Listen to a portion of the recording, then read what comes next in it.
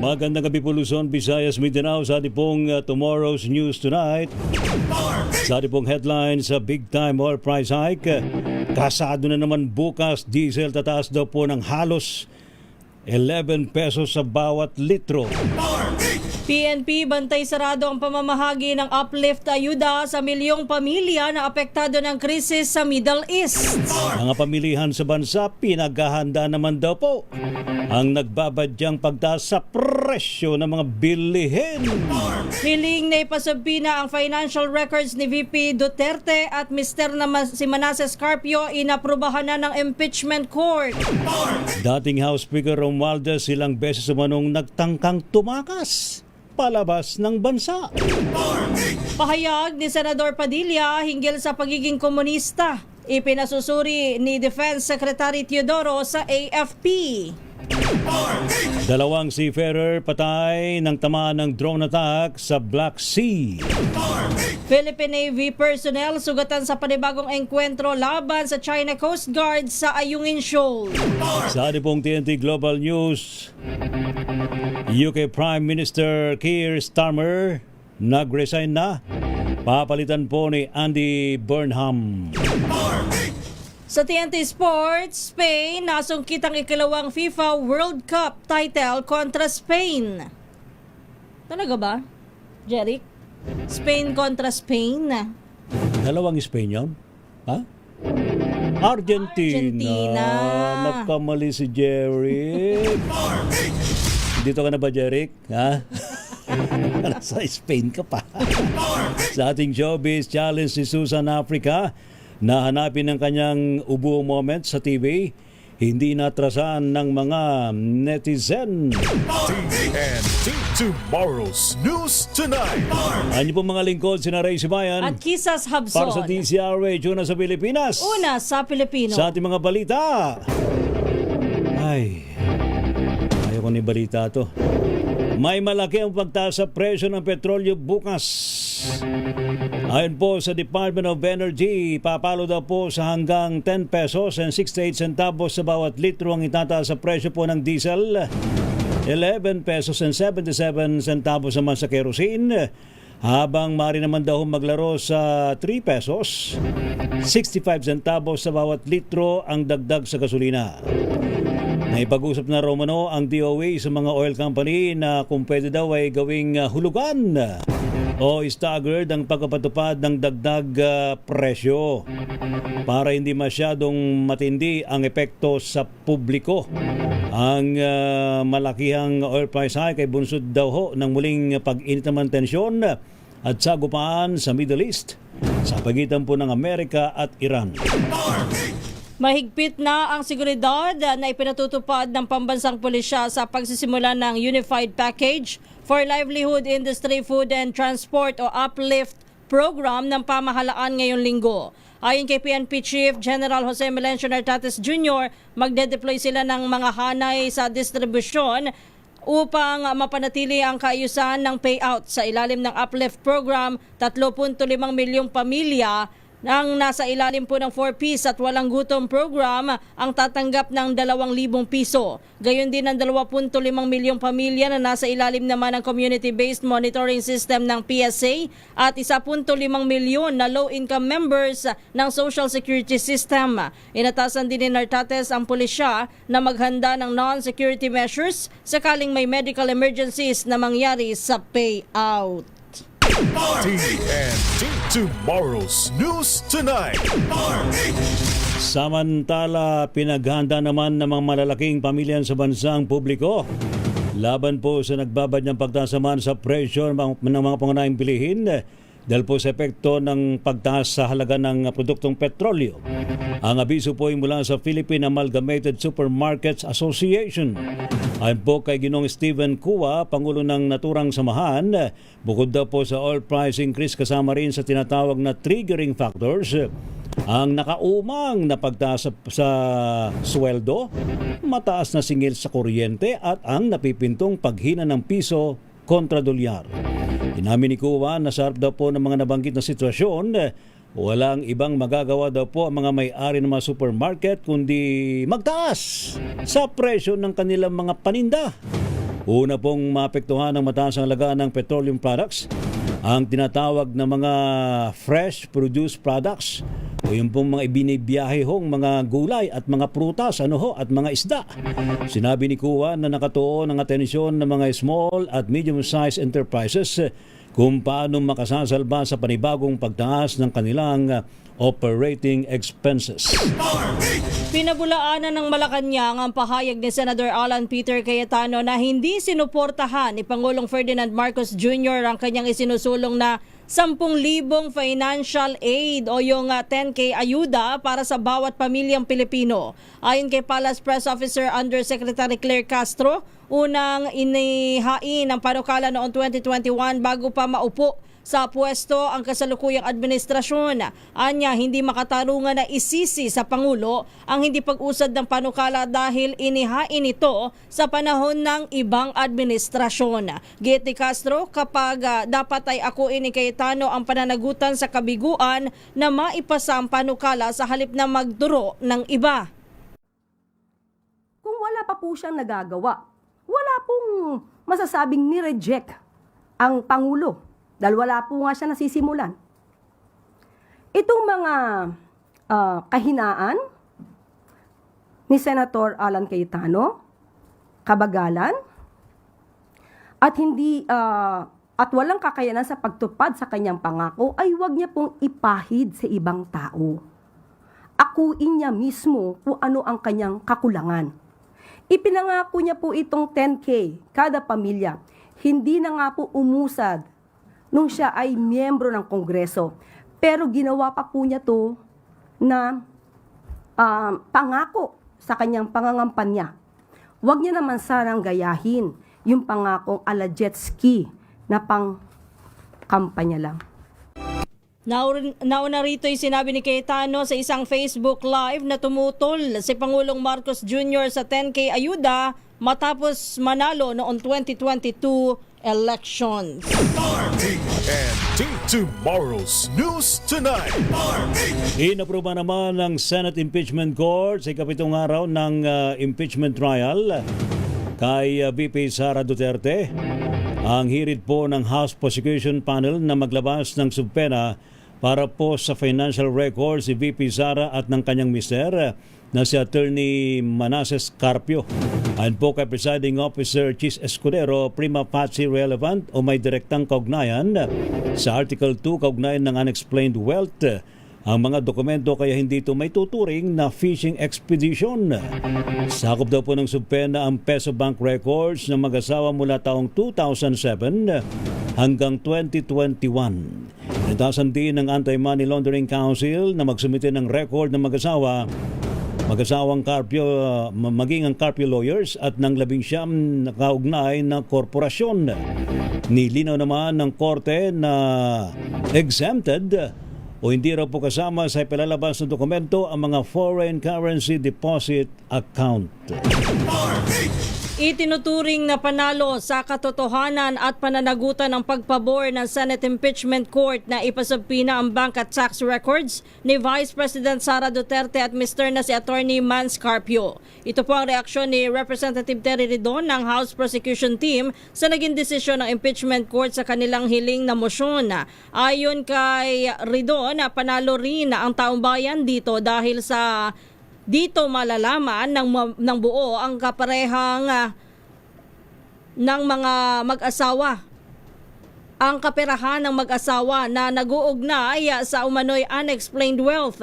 Anya, kung pag-uusapan ng jurisprudence, malinaw na umano ang naging desisyon ng Korte Suprema na kailangang makita ang lahat, hindi lamang ang kita ng Vice Presidente at ni Attorney Carpio. TNT tomorrow's News Tonight. Marin na may tinanggi ng House Prosecution Panel na isang fishing expedition ang pagsubpena para buksan ng bank and tax records si VP Sara Duterte at kanyang mister na si Attorney Mans Carpio. Paliwanag po ni House Prosecutor Chel Diokno, kaugnay ito sa Article 2 ng impeachment complaint na tumutukoy sa alegasyon ng hindi may paliwanag na yaman. Sa pagtatanong po ni Senator Judge Joel Villanueva, binigyan din ni Jokno na batay sa jurisprudence ng Korte Suprema ay kailangan daw hong makita ang kabuang larawan ng kinita ng isang lingkod bayan at hindi lang ang nakasaad sa Statement of Assets, Liabilities and Net Worth o SALN.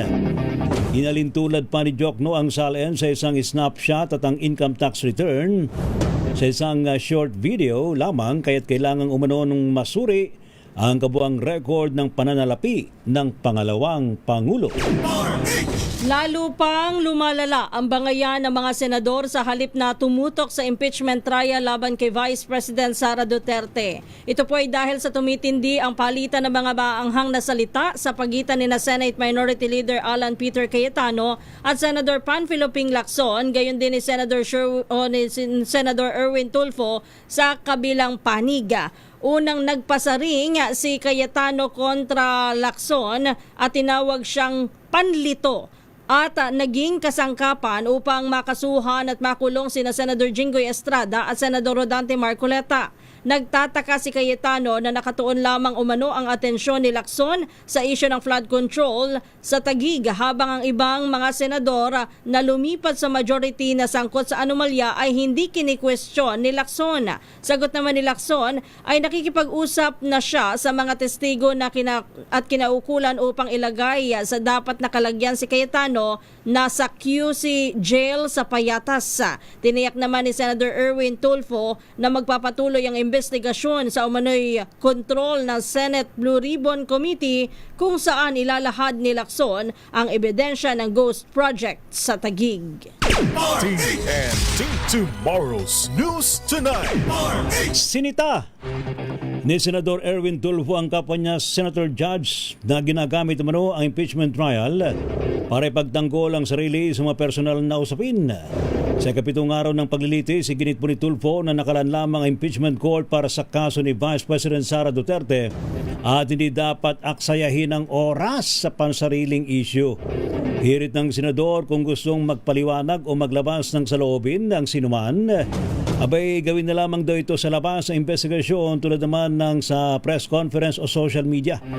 Ginawa ni Tulfo ang manifestation ng simulan ni Senador Robin Padilla ang ikapitong araw ng impeachment trial sa pamagitan ng pagsagot sa pahayag ng ombudsman na hindi mo na ito sumusunod sa batas. This court was established, was created, the impeachment court, for the Vice President and Vice President only. This should be her time. This should be her forum, not our forum here na ilabas natin ang saloobin natin, mga sagot natin sa mga akusasyon, mga kaso laban sa atin. And this is not also the time, Mr. President, Mr. Presiding Officer, na hanapin yung mga kasama nating nawawala, nakakulong, dapat po doon sa Senado natin, sa sesyon natin, and not here in this court. Samantala, kahit tapos na ang 2019 SEA Games, ang may binabayaran pa ang Philippine Southeast Asian Games Organizing Committee. Ito po ang natuklasan ng National Bureau of Investigation kaugnay ng pagsisiyasat sa di umano'y kahinahinalang transaksyon sa pagganap ng bansa bilang host sa SEA Games noong 2019. Ayon kay NBI Director Melvin Matibag, may binayaran pang 300 milyong piso ang FISGOC para sa rental at halos 400 milyong piso sa consultancy services. Aalamin din ng opisyal kung may conflict of interest ng italaga si Senator Alan Peter Cayetano bilang interim chairman ng FISGOC sa panahon na siya ay kalihim ng Department of Foreign Affairs noong nakalipas na administrasyon. Hinala ni Matibag dahil sa naturang sitwasyon na ipasok ang 7.5 bilyong piso na alokasyon sa SEA Games sa pondo ng DFA, bagay na una nang na-question sa Senado. Binigyan din ng NBI Director na taliwas sa karaniwang ginagawa ni Cayetano, hindi nagla-live selling ang Bureau dahil ang kanilang investigasyon ay suportado ng mga dokumento at iba pang matitibay na ebidensya. TNT Tomorrow's News Tonight. Standby pa rin po sa iba pang mga balita mga kaibigan sa Tomorrow's News Tonight.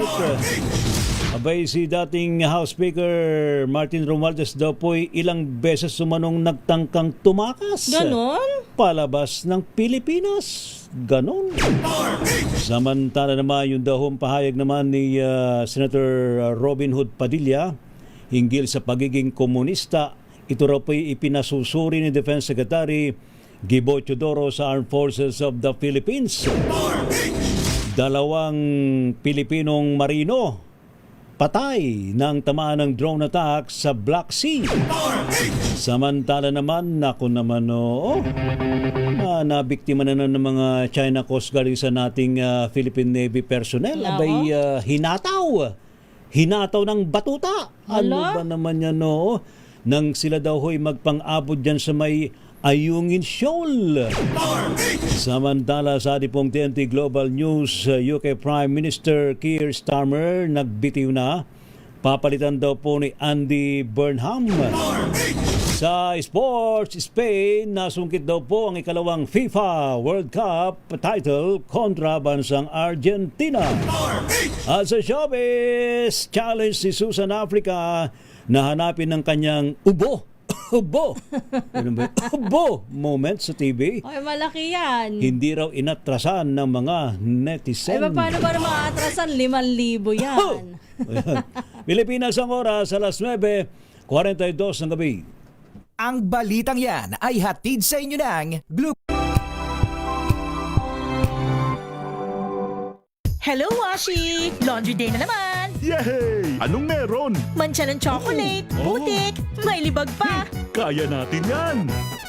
With Pride Washing Machine Detergent, may triple stain-away formula. Tanggal ang makapit, madikit, at malupit na dumit mancha. Kaya easy-easy ang labada. Mula noon hanggang ngayon! All you need is pride! All you need is pride! ACS!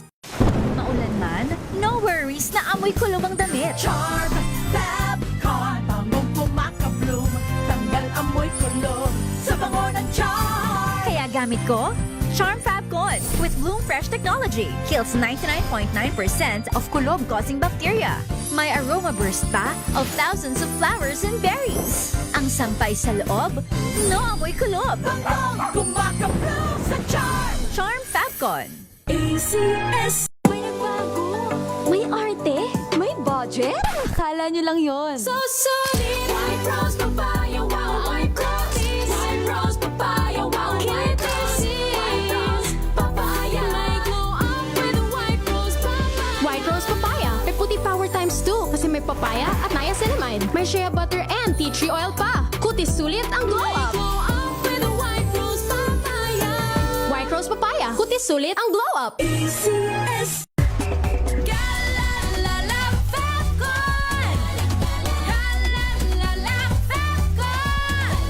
Ang bango ng sampayan! Tara na magsayawan! Calefabcon, amoy nakaka-joyful.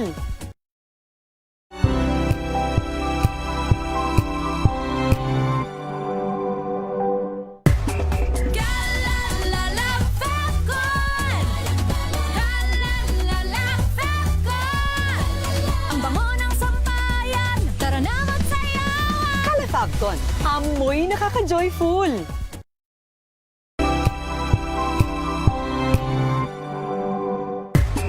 Galalala Falcon! Galalala Falcon! Ang bango ng sampayan! Tara na magsayawan! Calefabcon, amoy nakaka-joyful.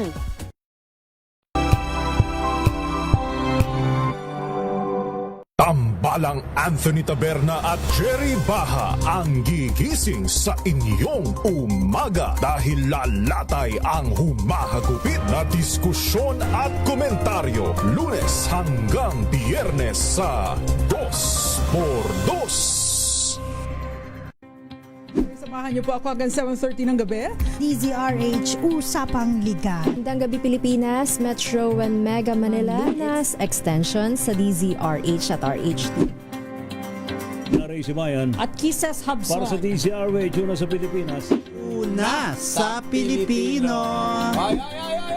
Ito ay bunsod ng naitalang 17 individual na ang kanilang naaresto. Ng Metro Manila Development Authority o MMDA ang No Contact Apprehension Policy o NCAP sa Metro Manila. Sa ilang mga dokumento ay peke. Hindi rin legal ang employment na ipinangako sa kanila. Sa mata ng batas, mananagot ang sangkot at may sala. Dahil sa bawat paglabag, may karampatang parusa. Alamin ang mga pananagutan sa likod ng mga bawal. Dito sa Hoy! Bawal Yan! Tuwing Sabado, alas 11:30 ng umaga. Dito lang sa DZRH TV.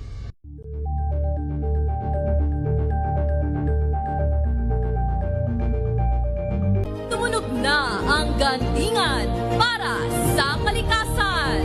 Ang nagkamit ng parangal bilang Best News Anchor ay walang iba kundi si Angelo Palmones ng Magandang Umaga Pilipinas, DZRH Radio 666 kHz.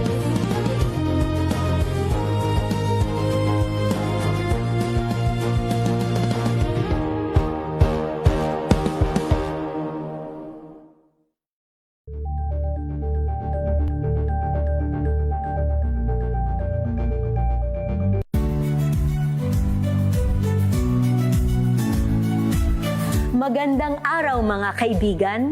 Ito po ang inyong balerina ng bayan, si Lisa Makuha Elizalde, na nag-aanyaya sa inyong samahan kami at ang aming mga espesyal na panauhin para sa kalahating oras ng masayang kwentuhan sa aming programang Art to Art, kung saan ang usapang sining at kultura ay para sa lahat.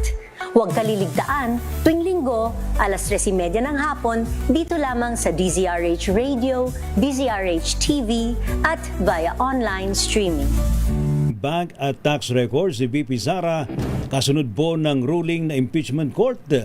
Ating alamin sa report ni Kyle Bullas. Kyle. Itinuturing nga ng prosekusyon na tagumpay ang pag-grant ng Senate Impeachment Court na ipasabina na ang report ng AMLAC, mga bank at tax records ni na Vice President Sara Duterte at ng kanyang asawa na si Attorney Mans Carpio. Ito ay sa kabila ng mga itinakdang reservation at limitasyon ng impeachment court. Ayon kay Attorney Benjamin Tolosa Jr., tagapagsalita ng House Prosecution Panel, malaking bagay ang naging desisyon ng presiding officer dahil unang nabuksan ang isyu sa kayamanan ng mag-asawa Duterte Carpio sa pagdinig noon ng House Committee on Justice. Dahil sa desisyon ng impeachment court, may pagkakataon na ngayon ng prosekusyon na usisain ang mga bank record ni Duterte para malaman kung bakit umabot sa higit 6 na bilyong piso ang naitalang transaction sa kanilang mga account. Matatandaang lumabas sa report ng AMLAC sa pagdinig sa Kamara na mayroong 6.7 billion pesos in transactions na itinuturing na suspicious sina Duterte mula noong 2006 hanggang 2025. Sumagot dito noon ang kampo ni Duterte at iginiit na ang mga numerong ito ay bloated lamang at hindi nangangahulugang ito mismo ang yaman ni Duterte. Sinabi ni Tolosa na ito na ang pagkakataon ngayon para malaman ang kabuoang yaman na pumasok sa mga account ni Duterte. Samantala bukas, kasado na ngang iharap bilang huling witness sa Article 4 ng Articles of Impeachment si NBI Director Attorney Melvin Matibag. Hindi na idinatalya pa ng prosecution team kung ano ang mga dapat asahan sa pagtestigo ni Matibag, pero sinabi nila na asahan pa rin ang kanilang mga pasabog. Ito si Kyle Bullas ng DZRH, una sa Pilipinas, una sa Pilipino. Samantala, alegasyong fishing expedition laban sa prosekusyon natuldukan na sa pagpayag ng impeachment court sa petition na isubpina ang bank records ni VP Sara. Ibalita mo yan, Arnold Herrera. Magandang gabi, Ms. Kisses. Sa ikapitong araw ng pagdinig, formal nang tinuldukan ng Senate Impeachment Court ang umanay fishing expedition ng prosekusyon ng mga ebidensya laban kay Vice President Sara Duterte. Tugnay ito ng pagpayag ng hukom sa petisyong subpina sa bank records na pinaniniwalang magpapatunay sa di may paliwanag na yaman ng pangalawang Pangulo. Sa press conference ng prosekusyon, kumpiyansa si House Prosecutor Laila de Lima na malaking tagumpay sa kanilang panig ang ruling ng korte. Pakinggan natin si Congresswoman Laila de Lima. Kasi the mere fact na nag-greenland na nga yung pag-issue ng subpoena. Hindi ito fishing expedition dahil nga naipakita yung relevance, yung materiality, at yung specificity ng mga ebidensya, yung mga dokumento, yung mga records na subject of the subpoena. Ang pangalong ito ay inihalintulad pa ni House Deputy Speaker Janet Garin sa pagluluto ng sinigang na niya ay kinumpleto ng impeachment court nang magbigay ito ng sampalok. Samantala marinding pinabulaanan ni House Prosecution Panel spokesperson Attorney Benjamin Toloso Jr. ang tugon ng depensa kanina na tila naglalatag ng lambat ang prosekusyon na tumaasa na may mabibingwit sila na kahit isang ebidensya. Mismong ulat na raw mismo ng AMLAC ang tumukoy sa eksaktong account at branches kung saan dumaan ang mga kahina-hinalang halaga ng pera. Alinsunod din sa hatol ni Presiding Officer Cheese Escudero, sinabi naman ni De Lima na wala silang intensyon na maghain ng mga panibagong kaso na posible pang mag-ungkat sa subpoena. Sa kabila ng tagumpay na ito, nanindigan ng prosekusyon na hilaw pa para pag-usapan ng pag-abot sa Magic 16 o bilang ng mga boto na kinakailangan para tuluyang makonvict ang vice-presidente. Ito si Arnold Herrera ng DZRH-TV, una sa Pilipinas, una sa Pilipino. Thank you. Salamat, Arnold Herrera. Samantala naman, atin namang alamin ang update mula kay RH12 Milky Rigunan. Dating House Speaker Romualdez, wala raw intensyon na lumabas ng bansa. Sasagutin daw po ang ombudsman sakaling matanggap ang reklamo. Go ahead sa iyong report, Milky. Walang plano at lalong walang intensyong lumabas ng bansa si dating House Speaker Martin Romualdez. Ang kay Attorney Elaine Atienza, spokesperson ni Romualdez, sasagutin ng dating House Speaker ang reklamo sa sandaling maisilbi sa kanya ang Office of the Ombudsman. Maring pinabulaanan ni Atienza na plano umanong umalis ng bansa ang dating House Speaker para takasan ang legal process. Kinti Atienza kailanman ay hindi nagtago si Romualdez, hinarap niya ang ICI at haharapin niya ang Office of the Ombudsman. Anya, si Romualdez ay nasa bansa at mananatili sa Pilipinas hanggang malinis ang kanyang pangalan. Ang statement ay inilabas ni Atienza sa pagsisimula ng preliminary investigation kung saan ang mga respondent kasama na si Romualdez ay bibigyan ng pagkakataon na marinig ang kanilang panig. Ako si Milky Rigunan, nagulat para sa DZRH, una sa Pilipinas, una sa Pilipino. Pagguho naman ng dump site, multo ng payatas dahil sa kabiguan daw po na ipatupad ang mga batas. Ayon daw po yan kay Senator Loren Legarda. Ibalita mo yan, RH28, Raymond Dadpaas. Patuloy na mangyayari ang mga trahedyang pagguho sa mga tambakan ng basura o dump site hanggat hindi ipinatutupad ng tama ang mga batas. Ito ang babala ni Senador Loren Legarda kasunod ng mga nangyaring trahedya sa Cebu at sa lalawigan ng Rizal. Ayon kay Legarda, ang mga kalintulad na trahedya ay multo ng payatas. Sabi ng senador pagkatapos ng hearing ng Senate Committee on Environment na kalulungkot na 2 dekada na ang nakalipas, ngunit animoy kumakatok muli ang trahedya gaya ng nangyari sa payatas noong July 2000 na mahigit 200 ang namatay at mahigit 300 ang iniulat na nawawala. Para kay Legarda, taong 2001 pa naging batas ang Republic Act No. 9003 o ang Ecological Solid Waste Management Act, ngunit hanggang ngayon na hindi pa rin naipatutupad. Kabilang dito ang pagtatayo ng Materials Recovery Facility sa bawat barangay. Malinaw ng mga tambakan ng mga basura sa ngayon ay hindi mga landfill, kundi dump site na malinaw na labag sa batas. Para kay Legarda, panahon na upang ipatupad ang mga batas upang hindi na maulit ang mga trahedya gaya ng payatas, Binaliw at Rizal dump site collapse. Ito si RH28, Raymond Dadpaas para sa DZRH, una sa Pilipinas, una sa Pilipino. Thank you, Lakay Raymond. Samantala naman ASEAN Foreign Ministers, dialogue partners nakatakdang magpulong sa mga critical na issue. Inaasahan daw pong tatalakayin. Report mula kay RH4, Miss Karen Oyong, Miss Karen.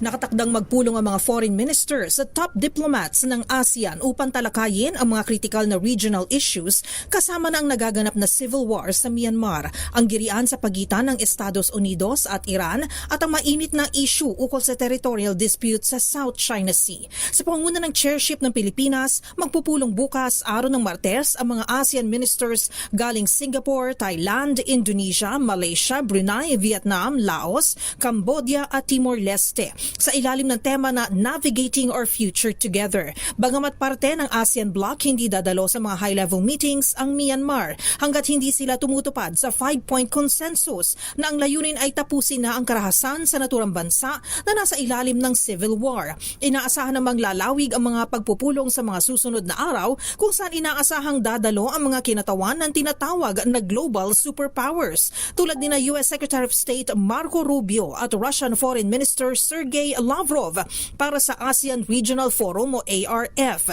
Samantala, bagamat miyembro ng ARF, kumpirmadong hindi dadalo ngayong taon ang bansang North Korea. Asahan rin na dadalo sa ARF ang India, China, Canada, Republic of Korea, Japan, Australia, New Zealand, United Kingdom at European Union. Sa press briefing ngayong Lunes, sinabi ng tagapagsalita ng Pilipinas para sa ASEAN 2026 na si Department of Foreign Affairs o DFA Assistant Secretary Dax Imperial, magandang oportunidad at venue para sa mga dialogue partners ang ASEAN upang mag-engage at talakayin ang mga issue na may mabigat na impact sa riyon at sa buong mundo. Kasama na rito ang epekto ng pagtaas muli ng tensyon sa Middle East, dala ng panibagong girian sa pagitan ng Iran at Amerika na lubos na ikinababahala ng ASEAN dahil sa impact nito sa energy security at economic stability. Inaasahang kasama rin sa agenda ang maritime security, kasabay ng pagpapabilis ng negosasyon kasama ang China para sa isang binding na Code of Conduct o COC in the South China Sea.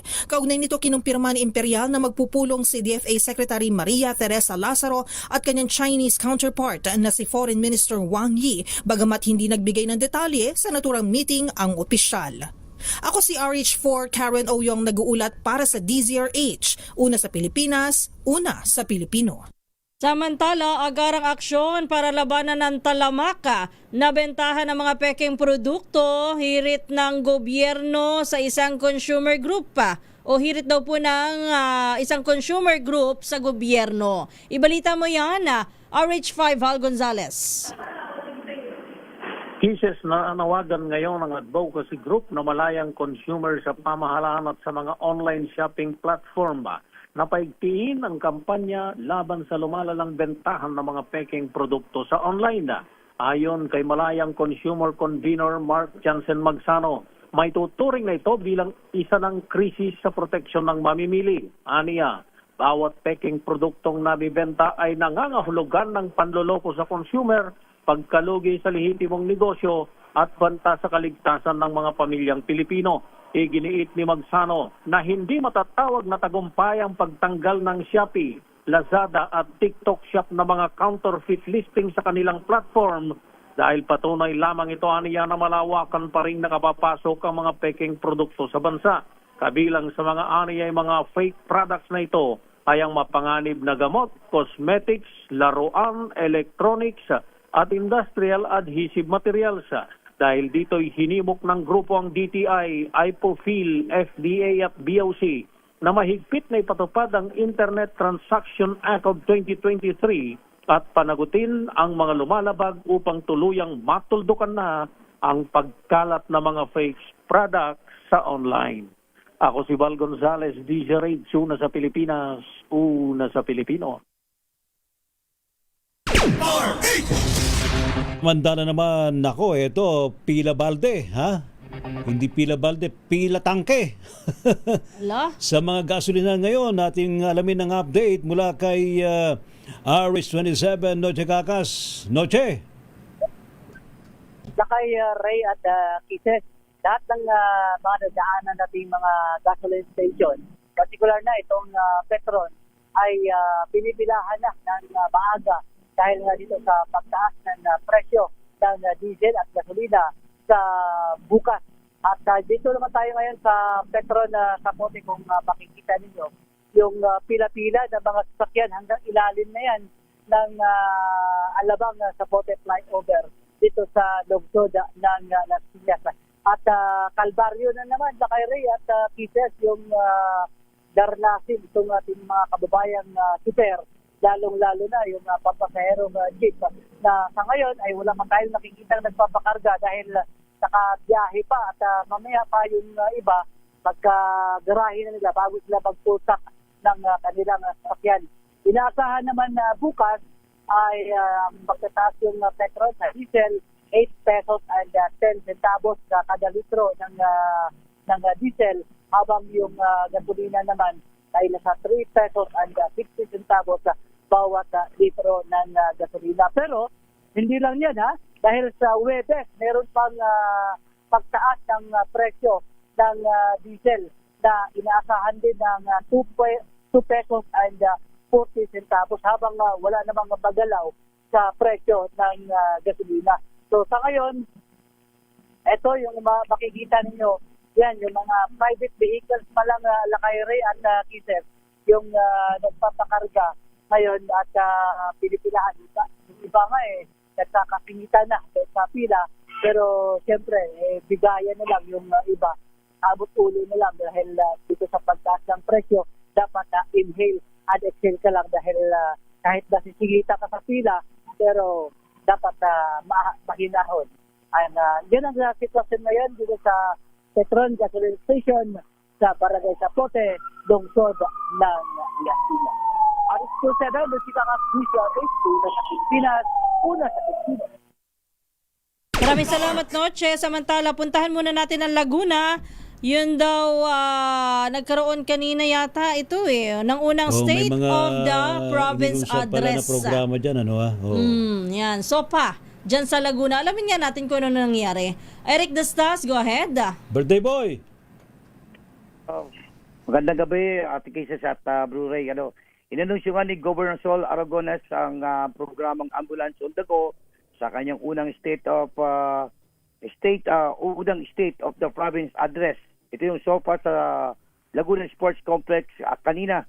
Layo ng programa ng matupad ang isang 911 style emergency response system upang mapabilisan niya at mapalawak ang pagtugon sa mga medical na emergency sa lalawigan ng Laguna.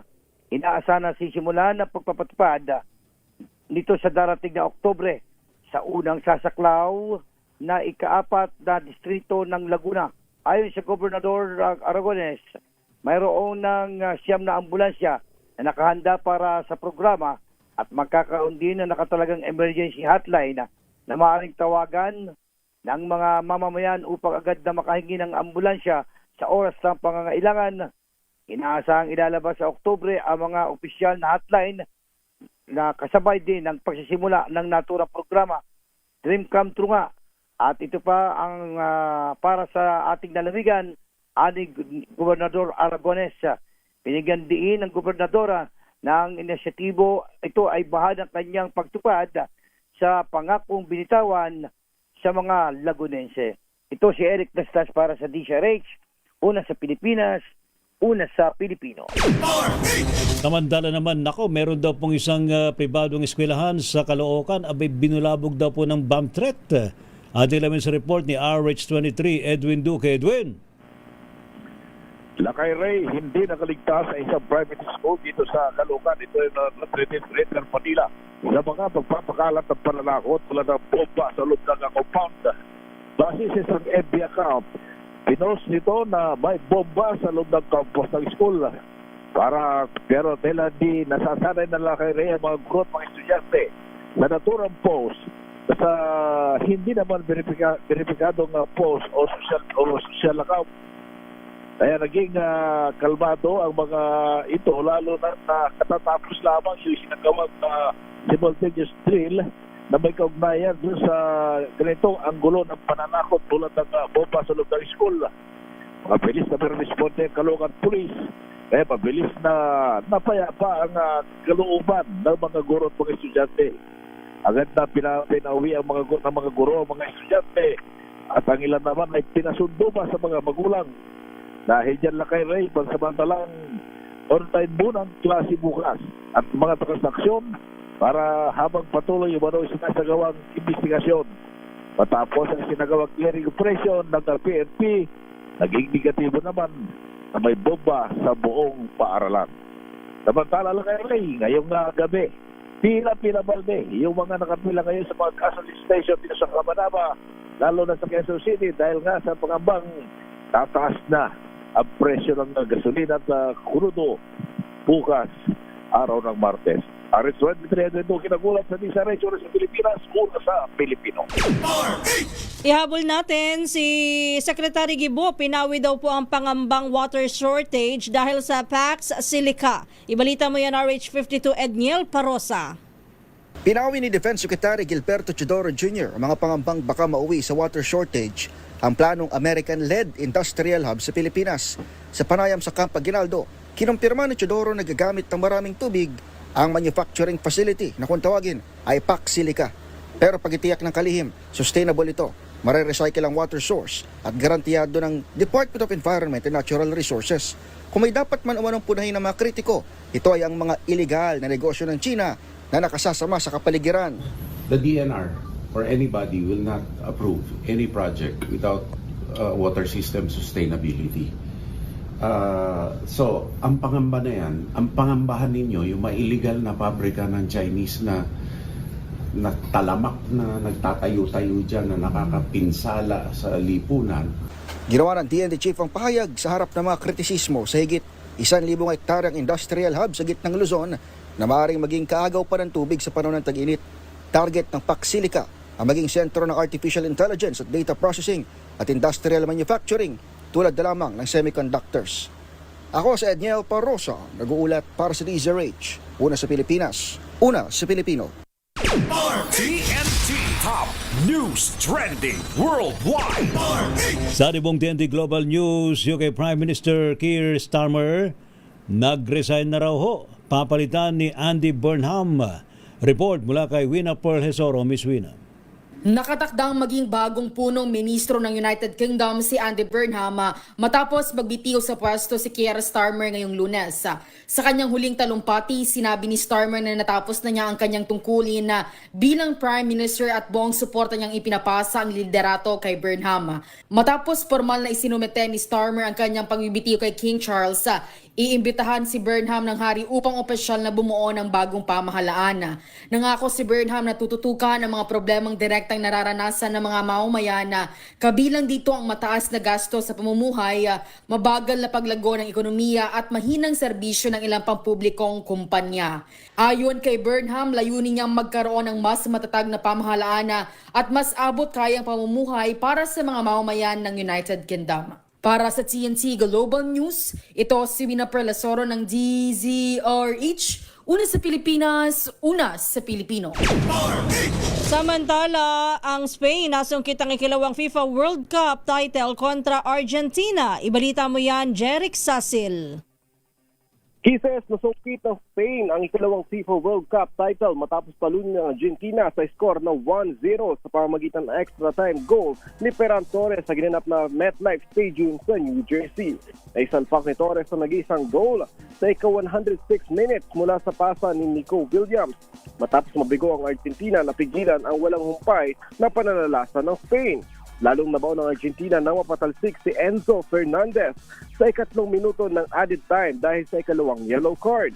Samantala, halos walang nagawang pagkakataon ng Argentina na maghanap nito ang momentum para makahabol sa laban, bagamat nakapagpakita ng matinding depensa si goalkeeper Emiliano Martinez sa ilang mahalagang save. Itinuturing din ang laban bilang posibleng huling World Cup appearance ni Lionel Messi na nakitang luhaan habang tinatanggap ang medalya bilang runner-up. Para sa TNT Sports, ito si Jeric Sasil para sa DZRH. Una sa Pilipinas, una sa Pilipino. Thank you, Jeric. Sa ating showbiz, heto na, hanapin daw ang moments sa TV. Excuse me po, ni Susan Africa. At ilamin sa report ni Don Carlos Don. May nanalo na sa pakulo ng batikang aktres na si Susan Africa na hanapin ang kanyang pag-ubo sa anumang palabas sa telebisyon. Ito ay matapos sabihin ni Susan na Mandela effect lamang ang kanyang branding na kapag may ubong karakter ay siya na agad ang kukunin. Kaya hamon ng aktres, Kung may papakita, bibigyan niya ito ng 5,000 pesos na agad namang kinagat ng isang netizen. Dahil dito, wagi ng 5,000 piso ang isang third-year college mula sa Iloilo nang maipakita kay Susan ang pag-ubo nito sa palabas ng Mara Clara. Agad namang ipinadala ni Susan ang papremyo kung saan laking gulat ng mga netizens na totoo pala ang pa-challenge ng aktres. At yan ang trending na balita para sa TNT Showbiz. Ito si Don Carlos ng DSRH, una sa Pilipinas, una sa Pilipino. Thank you, Don Carlos. TNT Tomorrow's News Tonight. Salamat po sa matumutok po sa ating balitaan sa Tomorrow's News Tonight. Ano po mga lingkod mga kaibigan, sina Ray Sibayan. At Kisas Habson. Para sa DCRH, una sa Pilipinas. Una sa Pilipino. Sa ilang saglit ho ang programang Showbiz Talk Ganern with Tita Morley and Tita Gorgie. Pilipinas ang oras, 11 minutes, makalipas ang alas 10 ng gabi.